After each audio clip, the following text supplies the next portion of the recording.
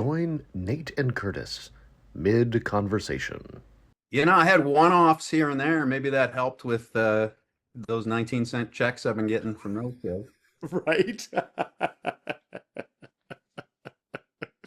I've got a And I'm not, where's the camera? And I'm not kidding, 19-cent checks. oh, Yeah.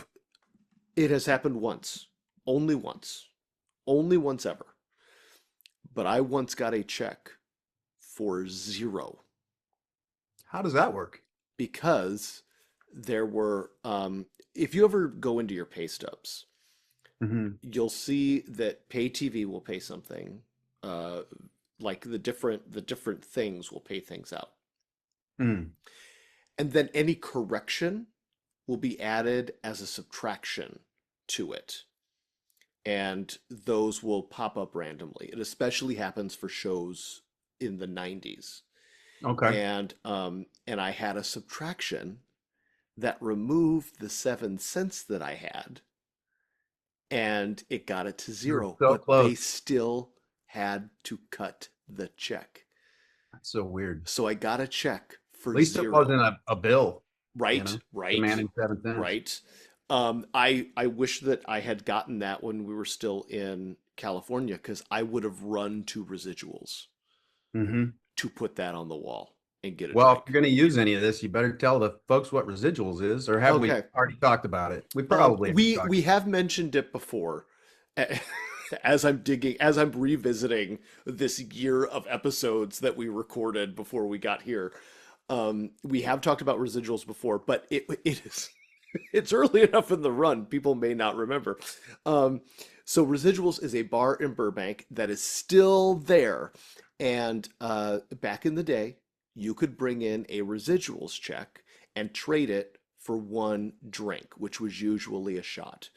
And I think they've even gotten more strict about that, but I haven't been there in a very long time. And Mhm. so the back wall is just all kinds of residual checks. And that's what you And the did ceiling, with your 3 cent check, your 7 cent check. the ceiling as well. Yeah, yeah, yeah, yeah. So Yeah. yeah, so it's a really neat place. And if you have a spare residual that you don't want to bother cashing, then that works out. I have since moved over though to SAG direct deposit. So even my 27 cent checks get just whoop, right into the old checking account. So yeah, yeah. Yeah, I don't trust that to get to me fast enough.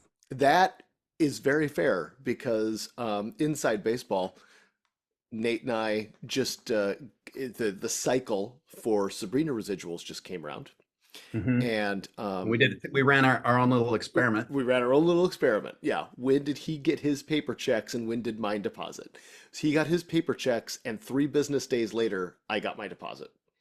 Yep. So not a huge difference of time, Yeah, but it makes a difference to sometimes me. it's a big deal. This day and Sometimes it's a age. big deal. Yep. Yeah, And yeah, of course, my mailbox isn't here. I have to drive to it. So, yeah. and once in a while, I'll get a text message from my mailbox guy with a photo of a of a SAG residual check, and he'll say, "This one feels thick," 'cause if it's a bunch of paper in there, that means it's a lot of plays, which means it's typically a larger check. Yep, yep, yep, yep. That's always But good. Or, I think I top off at about 7 grand a year at this point. I mean, that's still pretty good for a Oh show that was yeah, on 30 years ago. yeah, You know what I absolutely. mean? Like it's, That wasn't a full blown complaint. I hear you. I hear you. But people think, oh, these guys are rich, or they were on a TV show. That money will last forever. No, That couldn't be more wrong. and as a heads up, that has never been true. The reason we have residuals the way that we have them today in their fundamental sense is because of the cast of Gilligan's Island Oh, and really? how they knew they were being taken advantage of because the show was available and the residuals didn't exist. So a lot of those older shows just got bought up and replayed because they were cheap. Hmm. And when television was growing and cable was starting to develop and local stations needed something to fill time, they'd buy up these cheap syndicated shows that used to be on television and then replay them. In fact, before Nickelodeon became a kids channel, Nickelodeon always wanted to be Nick at Night. And their whole business plan was we will just play old television shows Right from the jump, that right was from the what they jump. wanted to do. But Oh, they struck it with kids programming. And so they were like, well, let's follow that check. And then eventually, when they had enough of that money, they were like, well, let's go back to the original plan. Let's do Nick at Night. so how did Gilligan's Island turn into residuals? Oh, the cast got together and they were like, you guys are making a butt ton of money and we're not seeing a cent of it, so we want in. And then SAG got involved and created the idea of residuals. Huh. Yeah, I had no idea. yeah, yeah. Now, if I'm wrong about any of that, you get to put it in the comments and cite your source. I'm not citing mine because it's my podcast. So,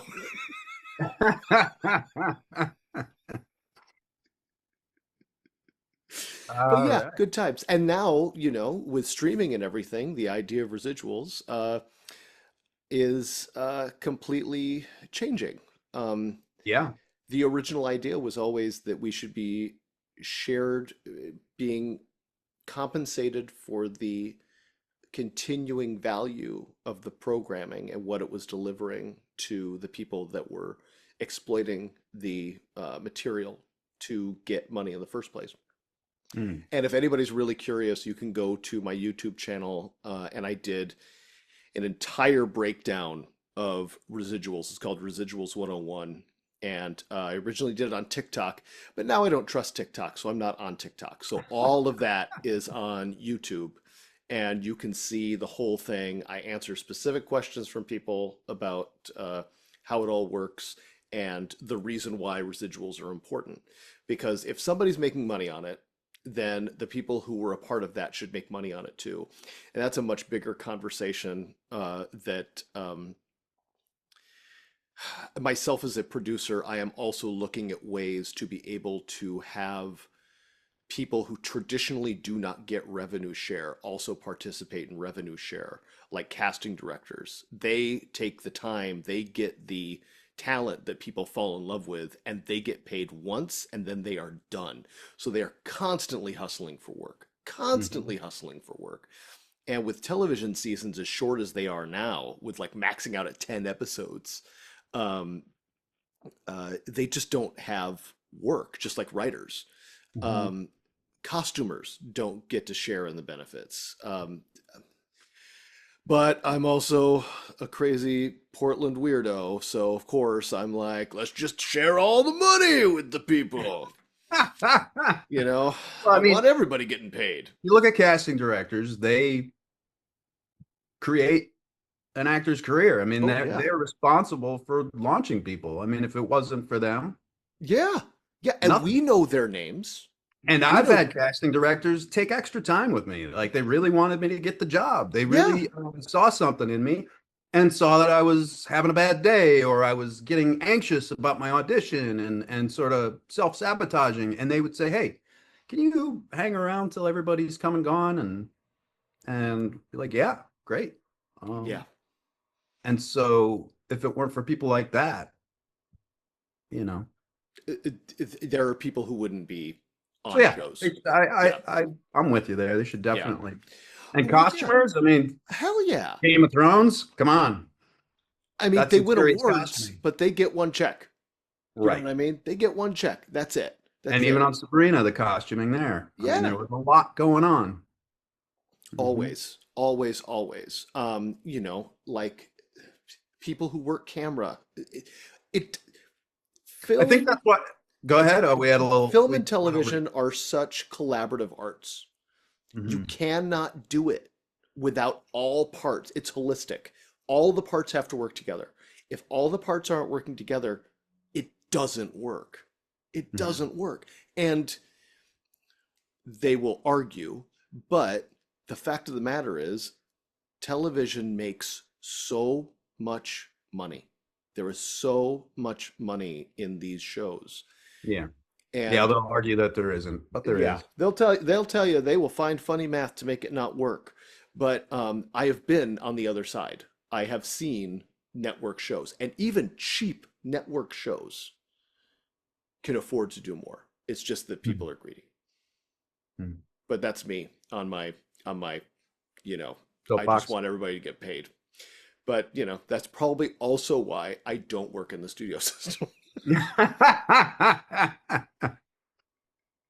Oh man. So last week, Yes. we talked about an independent film that you did. Excuse me. I reached in to Oh, sit my coffee down.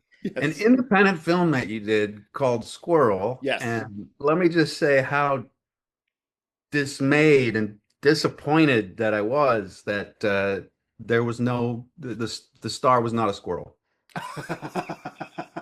That is a very I was reasonable. expecting a live action trained squirrel, and boy, you really let me down there. That is completely reasonable. I will bring it up with Jordan and Matt the next time I see them. Uh, Although the animation around the credits was it's pretty fantastic. cool, I right? loved it. It's pretty Had a cool. very Tim Burton vibe to it, and I loved it. I'm glad. That's And good. the film was great. I really liked it a lot. I Yeah. am so What a I fun ride. I'm so tickled that you actually took the time to watch it because Well, and yeah. in high school, and I'm sure we've talked about this a little bit before, but myself and a select few friends, that was our thing. We'd go down the independent film section of the hometown video or whatever it was, and we'd pick five or six selections, something that we hadn't heard of, or maybe the box looked cool or something, and there was so much good stuff to watch, Yeah. and uh, you know, foreign film section as well, because you know back in the day you just didn't there wasn't advertisement for these films. Obviously, Yeah. now you've got the internet and there's a hum that goes along with. But back then you sort of had to find these. So you had to meander down that foreign film aisle or that independent film aisle and risk your 325. It's Um, true. It's true. because there were some boogers in there for sure. Yeah. But Yeah. yeah, no, that one would have been one that my friends and I would have been really happy that we discovered. I'm Um, glad you liked it. I'm really yeah. glad you liked it. And if you all want to see it, you can check the show notes. It's free on Tubi, and it's playing there. Do you know why it's called Squirrel? Uh, I mean, there's any of my guesses would likely be wrong. That's okay. It is a well hidden fact. Squirrels were the first animals recorded to collect sap for syrup. Okay, I was gonna say these Yeah, people squirrel away the syrup, yeah, but yeah, all yeah. right. But that is But the so that is I the was motivation almost there. right, Yeah, but I didn't know. No, I didn't know that. yeah. Not a lot of people do. Not a lot of Hmm. people do. But what And a twist! It yeah, was a fun ride, I'm and you were glad. great, man. You were great. I'd like to Ah. see that character in something else. That Well, was a we'll great just have to character. make something else. We'll just have to do it. Yeah, you got this evangelical thing down, man, and it was a lot of fun. There, there is a part of me that if I had come up in a different part of the country, it is very likely that there would be a church where I was at the front of it. Yeah, like you'd have been Yeah. great during the Dust Bowl, you know? Right? Right? Yeah. Yeah. Yeah. I could have seen that character on like Carnival. Right. Oh, okay. I auditioned for Carnival back in the day, like Wow. when that first came Rocky. out. But I only auditioned for it. However, the I didn't know it was a direct to producer session. I thought it was a pre-read, but it was with the EP of the show Mhm. and the head casting director, and they were the only two people in the room. And they let me do my audition, and then at the end, he told me, "You've got a typo on your resume. It should be principal, Pal, instead of principal, because that is like a thing you believe in, and you were, and that is the other one is what you were on set. Mhm. And you're too good an actor to have that typo. You did a great job. Say I'll fire my secretary Right, immediately. exactly, exactly. I did thank him, and I did not get that job, but I did correct my resume. Damn. Yeah, You lost yeah. the job due to a typo. I think, well, I later saw the show, and the person that I was auditioning for, they got somebody who it was a look I could not Achieve. recreate. Yeah. I just, yeah, Isn't that funny how that works? Like you get something, you have the material in your hand, and you're believing the shit out of yourself as this character, and then you see who they hire, and then you go, oh yeah, yeah, yeah. Yeah, totally well, get it. the role required somebody who was extremely thin, and I, admittedly, back in the day, not now, but back in the day, I Mhm. was a buck 25 soaking wet, so I was very thin. Um, the dude that they got to be this part was maybe 95 pounds. Like, Yeah. he looked skeletal. So in a good way, you didn't get this one. Yeah, I mean, it just didn't work out, but I Uh, appreciated the compliment. and it's also weird when you find out who they cast, and it's like somebody huge. Like Oh, yeah. I've there've been two jobs that I've auditioned for and felt like I was getting close to, callbacks or whatever. And then I see the movie come out, and it's Flea from the Red Hot Chili Peppers. And I'm like, What? yeah, I can't be Flea. Um, let's see. There was one. God, I wish I could remember what movies these were. One was Paul Rubens. Can't be Pee Wee. Uh, no matter how hard I try, how hard I try, I can't be Pee Wee. Um, Wow. who else? Wow. Yeah, that's Freddie tough. Prinze Jr. I was down to the wire alongside Freddie Prinze Jr. a couple times. Okay, you Um, may disagree with me, but I actually think, especially back in the day, the two of you would have been comparable. yeah, Paul well, Rubens, that I one. can understand, but Freddie I Prinze yeah, I Jr., should yeah, I should have told that story in reverse order. yeah, It would have had yeah, more impact. yeah. It just happened that it just popped into my head now. That's fair. Uh, but yeah, so Flea, I'm like, yeah, I'm not that guy. Yeah, Or I don't. Yeah. uh, oh, I'm drawing a blank on his name right now, but he's a very recognizable face, and he's all over the place now. I want to see it. Stephen Ogg, that's his name. So I Oh, lost one to Stephen Ogg, okay. and you look at him, you look at me, you're like, different guy, Yeah, And that yeah. was at the time where I had the shaved head and the big red beard. And Mm. the casting director told me I look too young to have a 16-year-old kid, which is a compliment, but But I'm not. yeah, Some of my friends, a few of them are grandparents, and yeah, yeah.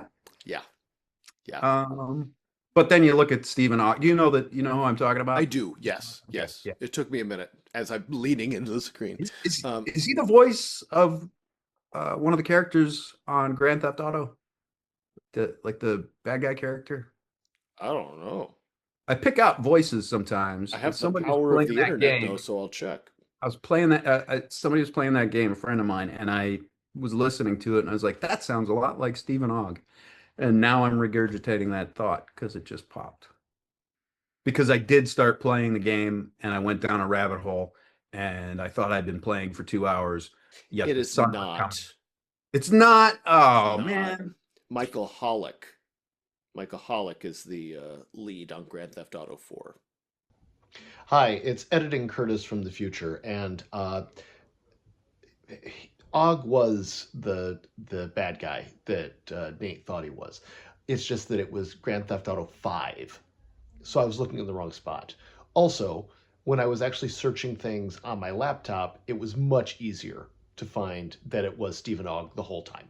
The whole time. I just apparently can't use my phone. That is a great name. Are you sure that's not a pseudonym that Stephen Ogg uses, because if you think about it, Mikeaholic sounds made up. Um, no, no, this all looks legit. Yeah, Sounds like a rapper's name, like very, right.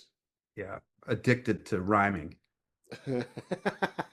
Mike, aholic. Mikeaholic. Yeah,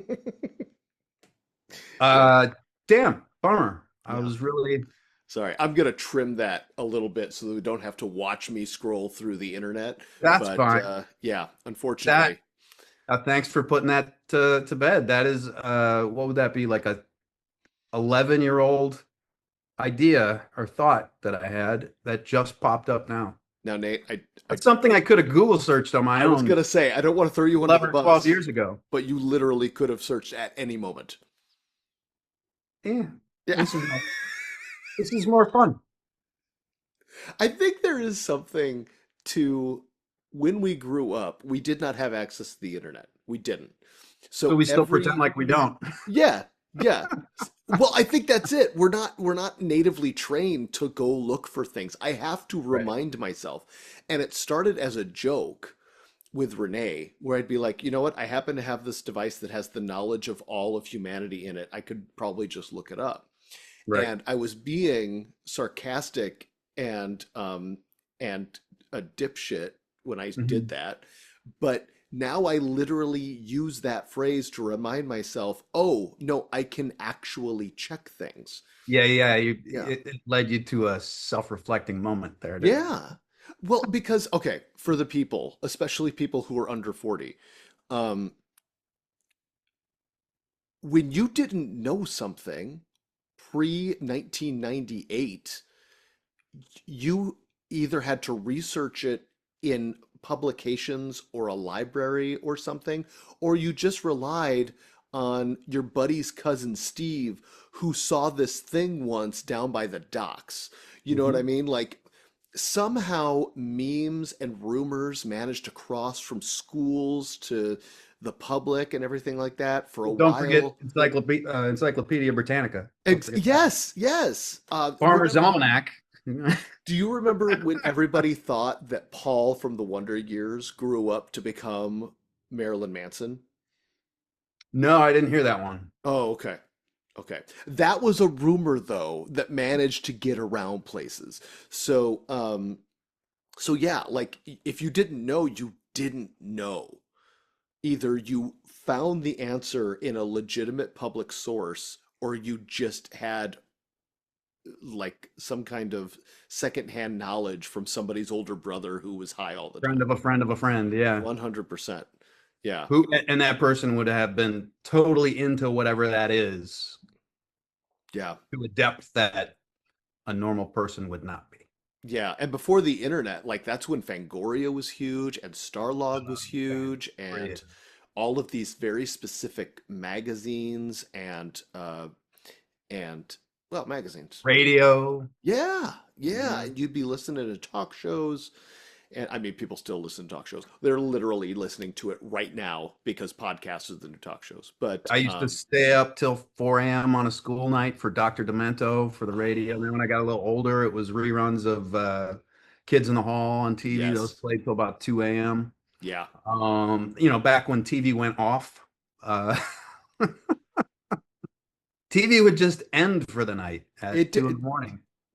yeah, yeah, and you'd get the the national anthem and a video at the very end of the broadcast day, and then it Mhm. would start again at 6 a.m. with the morning shows. Yeah. Yeah. We are old. Oh my God. And I don't think unless people actually pay attention to real television history, it's not like that's covered a lot. Like in Poltergeist, do you remember the movie Poltergeist when I said, "Do you remember Poltergeist?" I'm fine. Um, in Poltergeist, they have one of those end of the broadcast day videos Yes, they when do. Carol Ann when it goes from the end of the broadcast day to static. And I am sure that there are people who are like, what does that mean? Why did that happen? Yeah. Yeah. what do you mean end of the broadcast day? Why'd they make that up? That seems silly. Uh, Mhm. yeah, it's just there's this whole trove of cultural experience that people just will never have again. When the big one goes, we'll be back to that. When we're all starting from scratch, Might take a couple decades to we actually come get the out technology from back. our bomb shelters. There's a really cool play called I'm going to look it up because it is important. Mr. Burns, a post-electric play, talks about the setting of the play is after a large event happens that gets rid of all electricity. And it's a three-act play. And the first act is a group of survivors trying to remember the Cape Fear episode of The Simpsons. Okay, so there's a Mr. Burns is Mr. Burns. Uh-huh. And Okay. then, but interspersed with all of the memory and the comedy of it all, there's a tension because they are survivors and people are, killing each other for materials and supplies. Mm. So the end of the first act actually has a really surprising jump. So are The we talking sec dark comedy then, or Very dark. Yeah, but still comedic? still comedic and 100% worth a watch. We saw it at the Chapel Theater here in Portland and it was phenomenal. Phenomenal. They just did a wonderful, wonderful job. What's it called one more time? It's called Mr. Burns, a post-electric play. And it's starting to get a lot of it's in the zeitgeist for probably the worst reasons. Mr. Burns, a post-apocalyptic A post-electric play post-electric. because all the electricity is gone. Got it. Yeah. The second act is 7 years later, and there are touring troops who just perform remembered Simpsons episodes. Hmm. So they travel the country reproducing Simpsons episodes. And then the third act is 75 years later, and the culture around all of this has made those episodes mythic, and it's become the foundation of the new societies that have grown out of the post-electric play. And it is Love it. so good. It is so good. So yeah. So if you get a chance, I'm sure somebody will do it in LA. It is worth seeing. It is Awesome. worth seeing. Yeah. So, Yeah. I think we're about halfway into this, A what we little call over. Yeah. episodes. All About right. halfway And through. Yeah. we haven't even touched on what your outline is for today. Should we save that to the end? To be fair, to be fair, this is the same outline that we haven't used since August of 2025. That could just be the tag at the end of It has every been episode. it has Like, been kicked down today's outline has been blah, blah, blah. right. We'll get to it next week. Maybe not. Probably. We always get started pretty strong. As I've been editing these things, like the first bumper, "What's new?" I can usually use. I can Ah, usually use. and then Uh, the rails are and then out and from then we under us something very something quickly. happens. But there's also several episodes. I'm clicking too much. I gotta watch that. Um, there are several episodes where we get into behind the scenes conversations. And Mhm. so I just dial it back, put in the bumper for behind the scenes and interviews, and then keep going. So Gotcha. yeah, yeah, we figure it out. We figure it out, and the show is organically finding its way. But it's nice to know that we've got the safety net of the bullet points if we ever really need it. Yeah. Yeah, I do feel like it's a safety net there. I feel like it's not going to go stale on us because, we can always just take a peek at what our outline was supposed to be. I know for real. Yeah, and And maybe adjust. in one season, we could get through one episode's worth of your bullet points. We did Possibly. that. We did that early on. Did we? All We right. did. Did we say that early on? Uh, um, we talk about it early on. It's real quick. It's by It- episode three. Episode three, which, oh, by the time this comes out, that'll already be out. That'll be long out. That'll be long out. Um, for the folks, we didn't, we've been recording for a long time, just in prep, just to kind of get everything down, to get used to this, to make sure that we had a buffer because we didn't know how many. I knew that we needed 5 episodes to launch, period. Like just Mm. out of like that, that's the bare minimum. If you're gonna do podcasting, you have to have the five. And then I got a wild hair up my ass to do everything differently than regular like common knowledge and rule of thumb stuff. So I was like, we'll do it different. But what I didn't realize until today, when I finally combined the scratch drive and what was already on my computer, was that we have recorded 18 full episodes already. So which by the blew my time mind. you see this, this is going to be episode 19 out of 26 for the first season. By the Crazy. time you see this, it will have been months, and you'll already know that we completed. Oh my God, it'll have been 5 months. You will have consumed 5 months of episodes before you see this. Isn't that wild? Isn't that wild? So if anybody's wondering why we don't ever talk about anything topical, That's not true. We totally do. yeah, yeah, It's just late now. It's it's just late just now. very, very late. It's interesting though to see how things progressed after what we talk about. So I leave a lot of it in.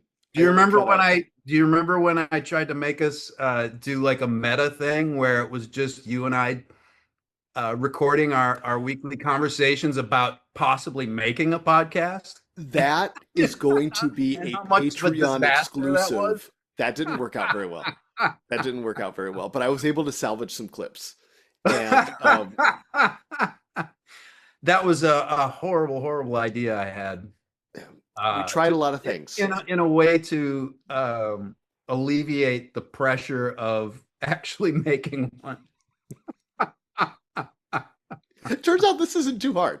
which completely backfired and made it way, way, way more difficult than it had to be.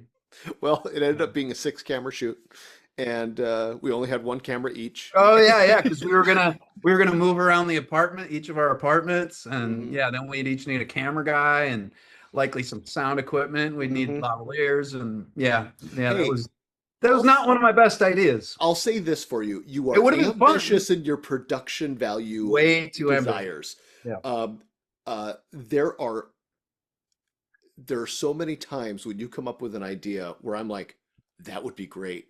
I need $100,000 to do that right.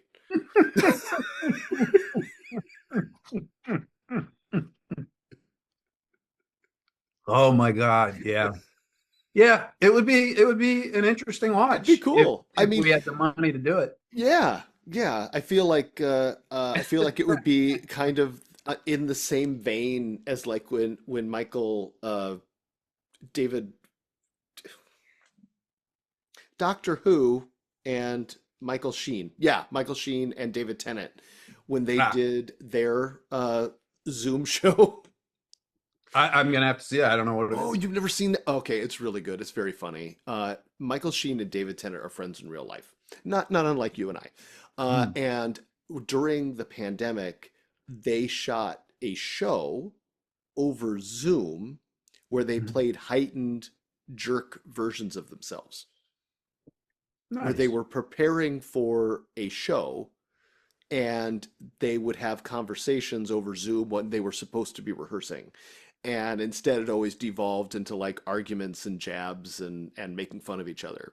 That's funny. I don't know either of these two people Yeah, you on do. any level. No, I know who they Oh, are, but oh, I don't. oh, I'm oh. just saying, I don't know them on any sort of personal level, but they seem like they're actually both very nice guys.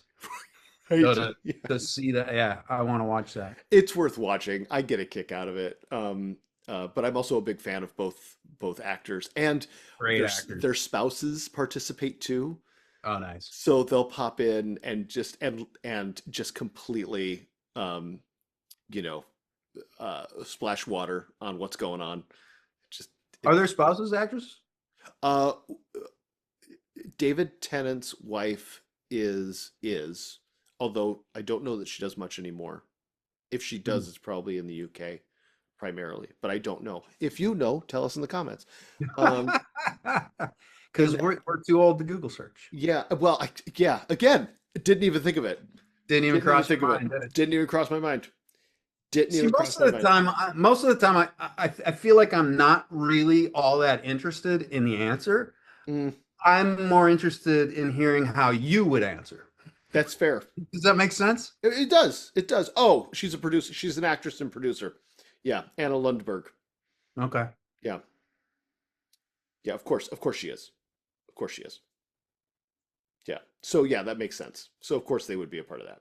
But on that same vein, well, I was going to say wife, our wives, but our significant others are both actresses as well. Yeah. Um, have them wander in and bark at Yeah. us about things. I'm sure we could come up with something creative to do, the We four of us. need to do something else. We need to do something else. By the time this comes out, We will have done something we else. will have done something else. But you can see one of the neat things about some of the episodes that I'm editing right now are hearing us talking about things that we have since done. And I'm like, Ah, it's neat to see the origin of this now that it actually exists.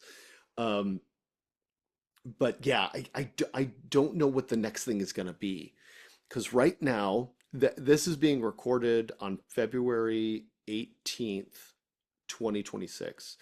And at the moment, um, I am in pre-production on Rainbow Bridge, which ideally I'm going to drag your butt up here for to help do. can't wait. Um, and Sign um, me up.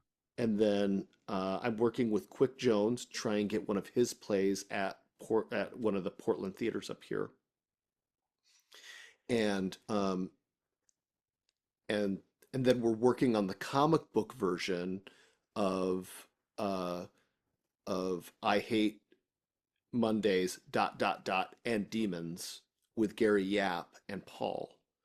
Um, Mhm. who, for those of you who have seen the episode, Paul we interviewed early on in the podcast, and That uh, was the day I was having horrible connection. that was rough.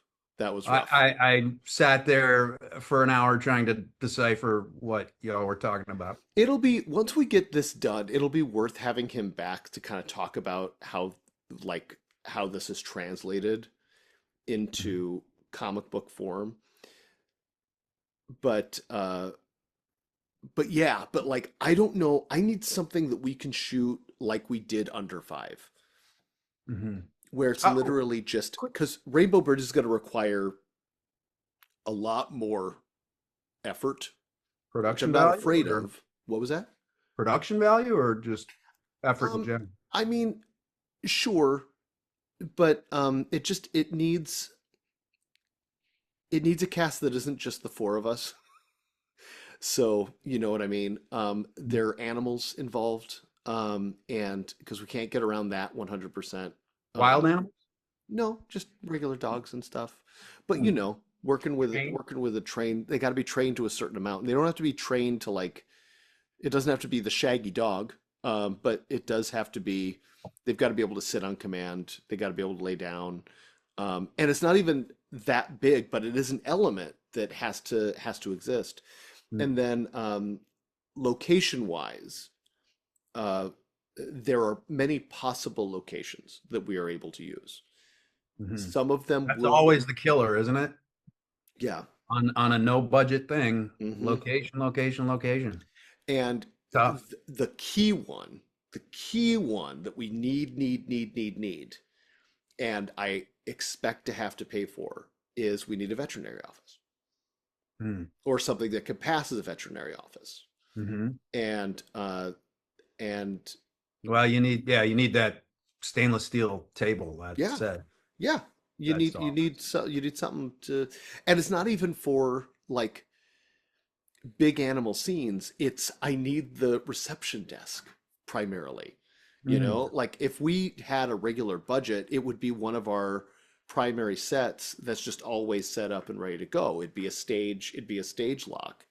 Mhm. Um, but that is not that is not what I have. Yeah. Working things out. In fact, it's gotten to the point where uh, I think we are going to get financing. Um, it's just how we're going to do it, and I kind of have to do it in a hurry. And this is the reason I left LA because I got sick and tired of looking for money. But now I really want to make this, so now I really want to find this money, and it's frustrating. It's a frustrating little Well, circle. I mean, what about like a Patreon, like a We could do something more like a can you get Kickstarter. investors that way? I don't know how has anyone had success doing it that way? Um, yes and no. I think crowdfunding is probably going to be the ultimate way to do it. But in Yeah. order to do a Make successful everyone a crowdfunding producer. anymore, yeah, I mean, for sure. Um, but crowdfunding also requires that you have a certain amount of audience to be able to draw from. And Mhm. as is Renee and my Patreon, we are exclusively using those funds to produce things. So those folks are already paying in. They are already committed. They are good to go. Mhm. And they get the access and all the bonuses that go along with being consistent supporters. Um, but what I really need is an infusion of capital from a variety of strangers. Yeah. And I think crowdfunding is going to be the way to go. Um, What There are also platform? a couple grants that are available through the state and the city Oh, through really? what we're doing. It would have been great if we had gotten into the Portland Panorama Film Festival because that would be a laurel that I could toss onto the application. Hmm. But it's a lot of paperwork, and it's the boring part that needs to happen to be able to do the fun part. Yeah. Yeah. What So what I really want to do is come up with some stupid idea for where we can crowd just get together.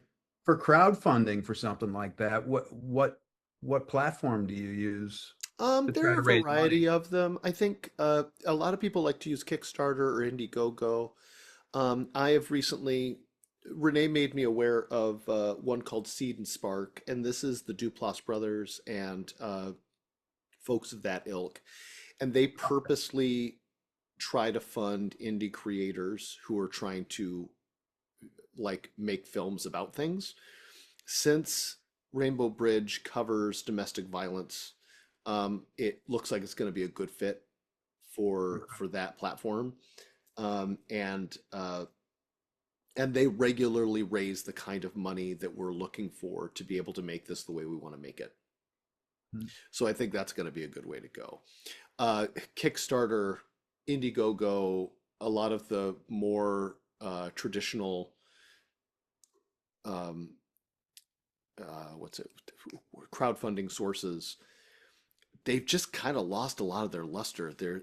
The way they got started is not the way they work anymore. And now you need like a minimum 10,000 people on your email list so that you can get the 3% of response that you need to raise the money that you're trying to get. Or you need to have some kind of celebrity draw to be able to make something happen, like when a lot of games use Kickstarter still. And so we Mhm. see a lot of games using Kickstarter, but the games themselves or the people making the games are famous enough to already have a huge audience. So they're bringing their audience to that to be like, hey, this is the thing we're making. Help us make Mhm. it. And So I some am just strange not a strange celebrity. hoops you got to jump through, it sounds Yeah, like. yeah, yeah. I'm just not famous enough to be able to do that on my own. So, you know, it could be, Wah, wah. yeah, This were only 1998. yeah, no kidding, right? No kidding. 1998. That's a fuzzy year. Yeah. So what else is new with you? Uh, I would like to say nothing. So that's what I'm going with. Okay, there's something that is going to come up in episode 5, which is releasing in 2 weeks from when we're recording this. Yeah, you lost me. And it was at that time you were still getting ready to do your live feed concerts. Oh yeah, still getting ready for that. Yeah? Are we any closer? Are we any closer? Can we No, offer I have early not. access tickets to the I'd Patreon? say from that time to now, I've maybe picked up a guitar 4 times. Have you gotten your calluses back, or at least have you started to grow them back yet? No, No. no. I've got the roommate over there. I got a wild hair. I picked up the guitar and I started to tune it, and he bounced out and went, "Hey, helping a friend with a self tape. Can you hold off for another 25 minutes?" I was like, "Oh shit, I'm sorry." Yeah. And then I put the guitar down and And that was a on to week ago. something else. That was it. Got it. Got it. We got to get your concerts going. Maybe that's the thing we can do right now that we could just like produce and get ready and do is Yeah. get your concerts going because um I would like to see that. I would like to see that go. I would like to My, have that be a thing you do. I could bring this up. My buddy Devin and I. Let's see. How do I shorten this story for you real quick? A friend of mine, Diane, she sold her house, she was moving and was getting rid of a bunch of things. So she had a garage full of books. And so she's like, take what you want. So I spent like 45 minutes or an hour just thumbing through all of her books that she had, and boxed up a couple Rubbermaid crates and took those home. Problem was they'd been in her garage for a lot of years. So there's a odor to them, Uh, and I didn't want to bring them in the apartment with that odor. So I started searching how to, clean these books, get the stench out. And there are two ways. You've got activated carbon, or you've got your standard baking soda. And there's a mm, process that you go through with each. So Devin had the idea that we put them both to the test, side by side, two equal containers, two equal. So by the time this airs, hopefully he and I will have done that. So we're gonna limit this video to 30 seconds or a minute. okay. And we're gonna slam through a side by side comparison because everybody's got baking soda, but activated carbon, not so many people have that. Well, they Not very actually good. sell they sell for bags of that. for Uh, aquarium predominantly. For I use fishermen, it in my closets to help keep that like musty smell away that from musty clothes. odor down. Yeah. Yeah. Okay. So yeah, we're gonna put them side by side, run them through, give them a smell test, and we're going to take this very seriously, but yet have some fun with it. So It's like it's going to be a Nate and very quick Devin informative. Mythbusters. And I think, yes, it's very much in that vein. And I've also got some projects around the house that, do it yourself stuff yeah, from DIY to maybe building some things or refurbishing some found furniture. And Devin and I are going to try to do those, and again, keeping them between 30 seconds and a minute. Very quick, instructional, and fun videos. That sounds like something for Instagram or Shorts or something like that. Is that accurate? Instagram in your shorts. That's what it is. Yeah, no, I'm excited to see I, that stuff pop up. I the know New Year's you've got stuff resolution, too. You got to just release that stuff. right? The New Year's resolution was to engage more with the social media. Proof of life, that hey, your good old buddy Harvey's still here, still auditioning. And for what it's I'm worth, still an actor. I have seen today even Mhm. there was a new Nate post. Where'd you go? Yep, that's just Where'd trying to draw awareness to the links in the bio and you... get people to check out the podcast, check out the Spotify, check out This was today's post. that was today's That's post. today's post. That's a good one. I'm I, I'm a self-proclaimed snappy dresser, And so Agreed. Yes. I'm throwing some outfits together, and in the morning when I get up, I'm out of bed and decide to put clothes on, and I got that cool little hallway with some adequate lighting and a very photogenic dog. Yeah, that's fair. So That's these are good. my little advertisements for the bio. Check out the links. Um, And if I'm a you would song, like to I'm an actor, participate, I'm a songwriter, and now I'm a podcaster, I guess. So it's I'm everything with a mic. trying to advertise myself and show proof of life and try to get those auditions, folks. Yeah, That's what it's all about. it is the chronic struggle. Yeah, Yeah, but I'm putting I'm making the effort now. it is. It is I've showing. avoided this social media stuff way too long. I'm learning to not just live with it, but to learning ways to enjoy it. I think you've also managed to wait out the sucky period, like when everybody was trying to figure out how to exploit it, how to make it work. And in the early days, it worked easy, and Mhm. you could. It was for the benefit of the user.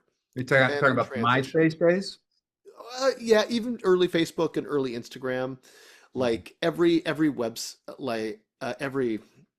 platform has a minute when they want to get usage, so they are extraordinarily user friendly. And they benefit users in different ways to be able to get usage up and eyeballs on and participation to grow. Mhm. And then all of them reach a point where they have enough users that then it's time to monetize. And so you go into the next stage, which is where it becomes advertiser friendly. So you are then selling the eyeballs to people, and you still keep that user uh, interface functional, Mhm. but you make it a little bit tougher to be able to reach the people that you want to reach. Make them incentivized to have to boost their content or something like that. And The then after balance, you make right? it friendly for advertisers, then you need to monetize new ways. And then it becomes just a cycle of greed, mistrust, and problems, which is where we're at right now. Which is why the only thing that truly works on this is always true, but now it's down to the last thing that actually works, and that is authenticity and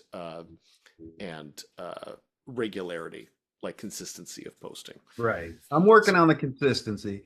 I yeah. think I couldn't find a genuine be myself way to do any of this stuff. Uh, any of the social media. For the longest time, it just felt so foreign and so contrived and all that. And so I guess I'm starting to get more comfortable with it, I guess. Mm. I don't know how else to describe it. I feel like I can be me on it a little. Does that even make sense? I It don't know. totally does. Well, and it takes something like that because, a lot of the folks that got famous on social had to follow trends. They use sounds. Mm, They have to constantly be on the bleeding edge of whatever is going on. And then it ends up becoming this vicious circle inside a bubble that chases its own tail. And right. then you get to the point where you've got like there are entire channels that focus on the drama of what is happening on whatever platform is on. Right. So it's like, well, I don't know who Shubadoo and Liza Dunsfield are, but apparently they're feuding, and I've never seen an item that they've ever put up ever. So that means nothing to me, but I'm very excited to hear about what this other person is doing.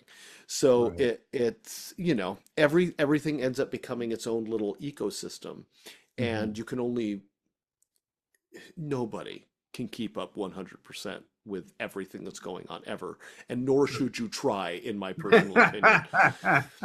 So yeah, if you want to interact with us more on social media, our links to our Instagrams are down below, and uh, I am mostly the one who is participating on Instagram, although you may also interact with my wife Renee because she's my social media manager. And I'm pretty sure you doing all of your stuff, or do you have other For people? the most part, I do have Yeah, occasional help, yeah, but for the most part, it's me. yeah. Uh, I'm trying. I'm So trying, guys. so speak to us in ways Trying to that do you don't more. mind it being public is all I'm saying. Don't be TikTok, weird. I kind of set it and forget it. Instagram is where I'm really interacting physically more, and then it just sort of kicks over to Facebook, which I don't even think I have the password to get into at this point. Yeah, yeah, yeah. but I agree. I'm there. I'm there. I'm looking for you guys. I appreciate you, and I'd like to hang out with you more often. And you That's can why. do that on the Patreon. So Yeah. yeah. But with that, we actually have gone over our anticipated Oh, hour of you can. content. There's some fat for you to trim, my friend. I will be a butcher. But thank you again for watching. We will see you all next time. And we are getting to the end of this season. I can't wait to see what That blew me. that is going to That mean. I just heard that. I mean, we talked before about how many you had in the can, and it just sunk in when you said it that we were almost done with the season, and that really blows my mind. And I've Thinking, even re-edited multiple episodes now because like it's starting to it's finding its groove and it's insane. It's insane. But it's anyway, great. we're getting out of here. Bye. Thank you, everybody, so much for watching and hanging out with us. Do the likings and the subscribings on the YouTube. Come check us out on Patreon if you'd like to support. That would be great. We've also got merch available. Take it away, Curtis. We're going to take a look at the merch in the link in the show notes or the description down below. Also, want to give out a big warm shout out to our VIP patron, Lyle at the Halloween Podcast. Thank you very much for your support. And if you would like to follow Nate and I, you can do that on Instagram because it's the only social media we care about.